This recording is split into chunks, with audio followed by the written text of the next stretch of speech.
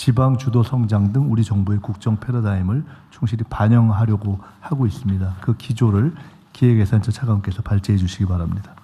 예, 2027년 국민주권정부 예산 편성 방향에 대해서 간략하게 보고 올리겠습니다. 당장 중동 전쟁에 따른 상황 변화에 빈틈없이 대응하는 것이 화급한 과제인 게 사실입니다. 하지만 이에 덧붙여 내년 예산을 단단하고 치밀하게 준비하는 일 또한 소홀히 할 수 없는 일인 것 같습니다. 먼저 27년 예산안의 의미입니다. 27년 예산안은 총리께서 말씀 주신 것처럼 통상적인 예년의 예산과 달리 각별한 의미가 있는 예산입니다. 27년은 이재명 정부 출범 3년 차입니다. 적극 재정을 통해 국정 성과를 본격적으로 증명해야 되는 시기입니다. 이재명 정부 5대 성장 패러다임 대전환에 대해서 신년사를 통해서 대통령님께서 말씀을 주셨는데요. 지방주도 성장, 모두의 성장, 안전기반, 문화가 이끄는 성장, 평화 뒷받침으로 새로운 시대를 구현하고 국민이 체감할 수 있는 대한민국 대도약을 위해 충분한 재정 투자가 필요한 시점입니다.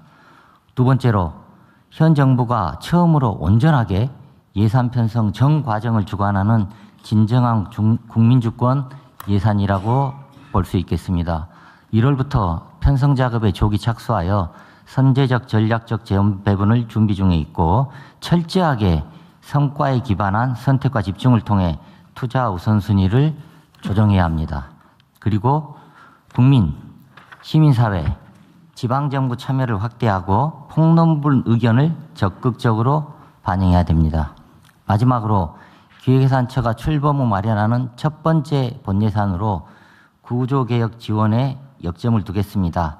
여기서 얘기하는 구조개혁이란 AI 대전환, 저출생 등 인구 구조 변화, 탄소 중립, 양극화, 지방 소멸에 포커스를 둔다는 얘기고요. 이재명 정부는 당면한 경기 대응뿐만 아니라 이러한 구조적인 문제에 대해서도 해결의 돌파구를 만들어야 합니다. 기획예산처는 다른 부처와 적극적으로 협업해서 기획과 예산의 연계를 통해 우리 사회가 직면한 방금 말씀드린 5대 구조적 요인에 대해서도 돌파구를 만들 수 있도록 하겠습니다. 그 다음으로 27년도 예산안 편성 지침의 주요한 특징이 되겠습니다. 이재명 정부 지향과 같이 국정과제, 문제인식을 예산안 요구 단계부터 일관성 있게 반영해야 합니다. 지방우대, 이익공유 등과 같은 국정 이념뿐만 아니라 대통령님께서 지시 말씀 주신 내용들을 예산 편성 지침의 투자 중점에 상세하게 포함했습니다. 그리고 다음으로 의무지출인지 재량지출인지 사업비인지 경상비인지 한시사업인지 계속사업인지 금액이 큰 사업인지 금액이 적은 사업인지에 관계없이 모든 사업을 지출구조조정 대상에 포함하고 지출구조조정 기준 및 결과는 투명하게 국민들한테 공개될 것입니다. 아울러 민간 참여를 확대하는 프로세스 개편도 병행하여 역대 유례 없는 지출구조조정을 추진합니다. 의무지출도 예외가 아닙니다. 의무지출도 처음으로 감축 목표를 설정하고 입법조치 계획 등도 마련해야 합니다. 다음으로는 기존에는 학계, 연구기관 중심으로 의견 수렴을 해왔습니다. 하지만 더 나아가야 합니다. 최초로 시민단체 의견을 공식적으로 청취하고 일반 국민과 지방정부와 소통도 강화해야 합니다. 예산 편성뿐만 아니라 예비타당성 조사제도, 민간투자, 성과평가 등 재정운영 전반을 혁신하겠습니다. 다음 페이지입니다. 예산안 편성 지침의 주요 내용입니다. 첫 번째로는 재정기조 관련하여서는 전략적 재원 배분에 기반하여 적극적으로 재정을 운영하겠습니다. 우리 경제의 대전환 대도약을 뒷받침하고 국민 성과를 국민이 체감할 수 있도록 적극 재정 기조를 유지합니다. 다른 한편으로 재정의 지속 가능성 또한 확보하기 위해서 성과와 참여를 통한 수요자 중심의 재정 혁신과 함께 적재적소, 불효불급 원칙에 따른 전략적인 재원 배분을 추진합니다. 두 번째로는 투자 중점 관련하여서는 성장 동력 확충, 구조개혁 지원 등 4대 분야에 집중적으로 투자합니다. 먼저 성장 패러다임 전환과 관련하여서는 AX 본격 추진, 첨단 전략산업 집중 육성뿐만 아니라 탄소 중립 투자 확대, 문화가 이끄는 매력적인 성장도 중요한 성장 이슈로 다루어져야 합니다. 두 번째로는 지방주도 성장입니다. 이 앞전 국무회의에서 말씀드린 것처럼 지방주도 성장으로 대전환합니다. 권역별 전략산업에 기반하여 지방 성장 거점을 육성하고 교육, 교통, 의료 등 지역 인프라 지원도 강화하고 지역을 살리는 K컬처를 통해 재미있는 지방, 다시 한번 또 가고 싶은 지방을 만들어야 합니다. 통합 지방정부의 파격적인 지원을 약속했는데요. 이 약속은 지켜질 겁니다. 모두 성장입니다. 저출생 반등 모멘텀 지속을 위한 투자를 강화하고 기회와 과실을 나누는 모두 성장으로 세대, 산업, 계층 간 양극화를 완화하겠습니다. 종래해오던 창업 생태계 활성화, 청년층 회복, 경험, 성장 지원을 강화할 뿐만 아니라 저출생 대응, 사회 연대 경제를 통한 포용적 사회 통합도 빼놓을 수 없습니다. 안전과 평화입니다. 안전한 생활 환경을 조성하고 한반도 평화 및 자주 국방 기반을 구축하여 국민 행복이 담보되는 지속 가능한 사회를 구현하도록 하겠습니다. 다음 페이지입니다.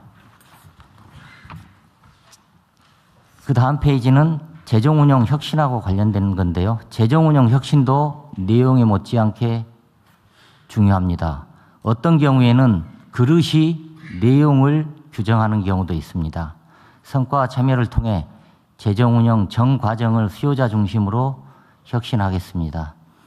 지출구조조정입니다. 아까 말씀드린 것처럼 지출구조조정은 각 부처의 핵심 어젠다와 동전의 양면입니다. 국민주권정부 국정과제를 성과 있게 추진하기 위해서는 공세적인 지출구조조정이 필수 항목입니다. 모든 재정사업을 원점에서 재검토하여 고강도로 지출구조조정을 추진하고 지출구조조정을 추진해서 마련된 재원은 해당 부처 핵심 과제에 빠짐없이 재투자하도록 하겠습니다. 재량 지출은 15%, 의무 지출은 10%를 절감하고 사업 수의 10%가량 되는 사업은 폐지하도록 하겠습니다. 지출 효율화 TF, 통합 재정사업 성과평가 등 프로세스 전반에 민간 의견을 폭넓게 수렴하고 세부 기준 및 결과도 공개하여 객관성도 높이도록 하겠습니다. 두 번째로는 참여와 공개입니다.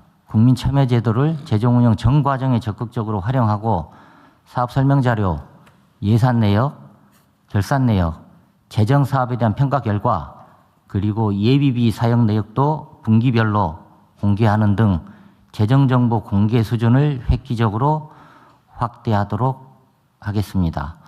재정장도 예산안 편성 지침 수립 과정에서 처음으로 시민단체의 의견을 공식적으로 청취한 바 있습니다. 각 부처에서도 예산 요구안을 마련하는 과정에서 현장 방문 등 청취하신 국민 의견을 예산 요구서에 꼼꼼하게 반영해 주십시오. 그 다음으로는 지방의대입니다. 지방의대와 관련된 내용에 대해서는 지난주 국무회의에 상세하게 보고 드린 바가 있습니다.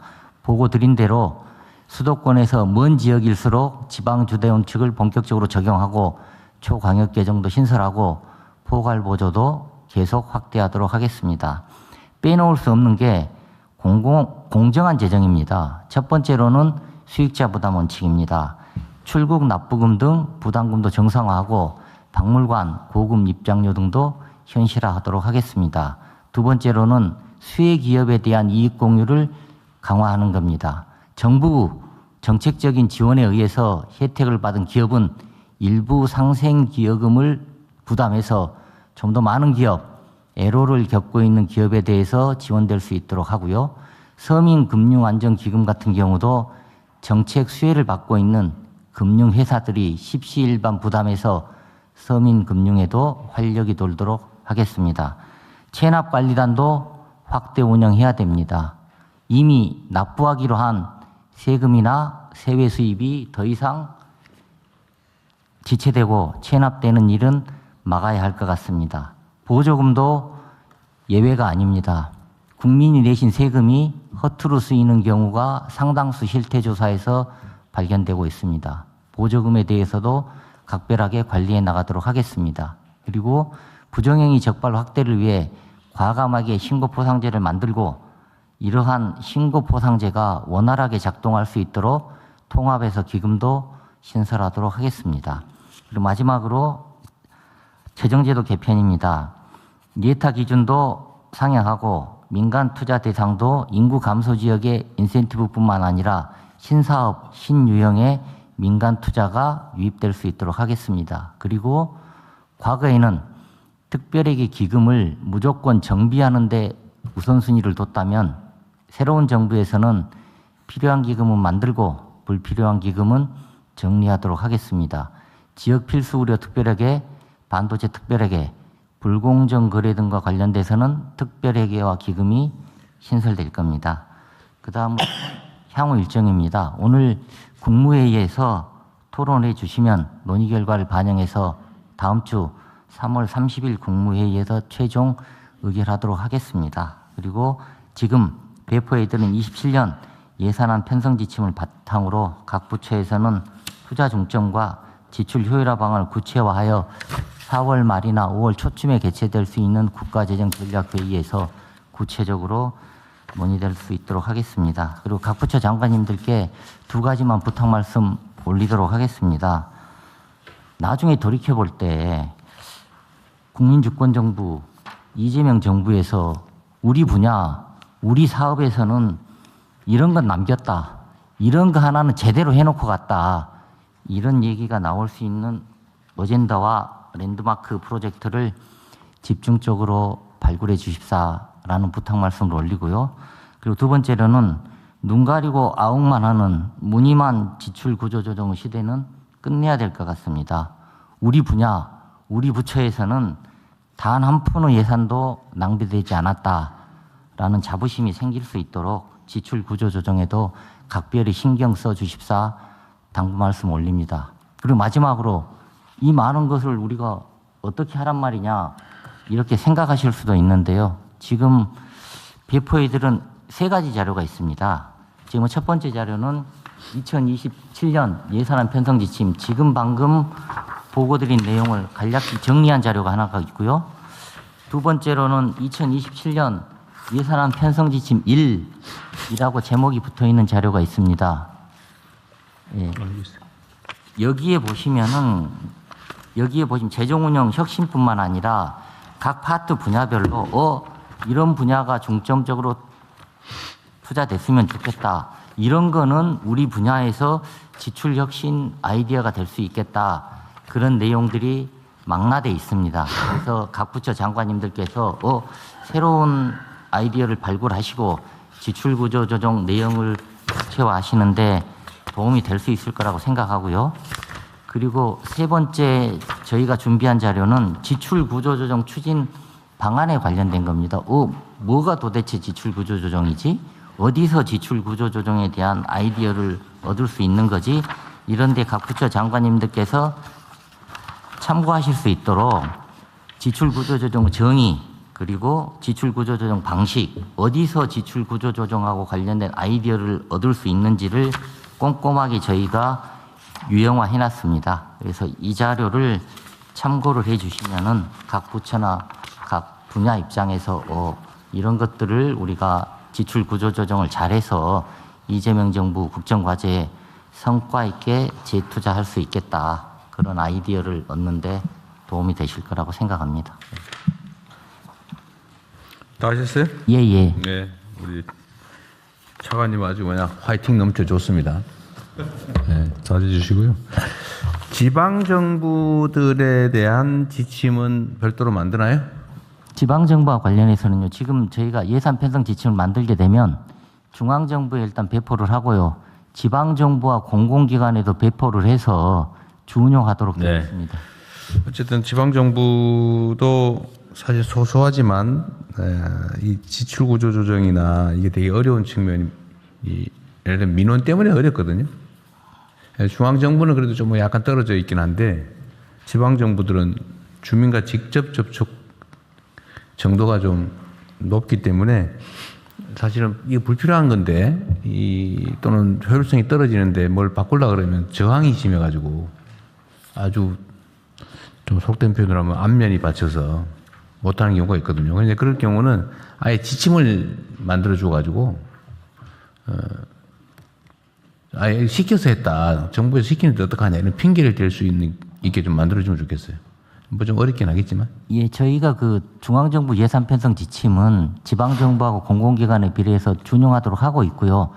지방정부의 예산 운영하고 관련해서는 행정안전부에서 별도로 계략적인 지침을 만들도록 되어 있습니다. 그러니까 좀 발굴을 좀 해야 된다는 거죠. 뭐 의례적으로 하는 거는 맨날 했던 거니까.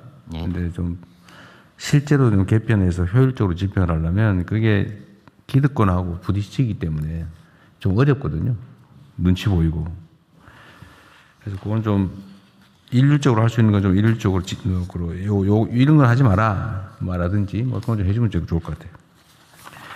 그리고 여기도 그런 내용이 있어서 그런데 이게 다른 부처들도 마찬가지인데요. 우리가 이제 재정 집행을 하면 딱 머릿속에 고정관념이 있어요. 공공이 하거나 민간이 하거나 둘 중에 하나입니다.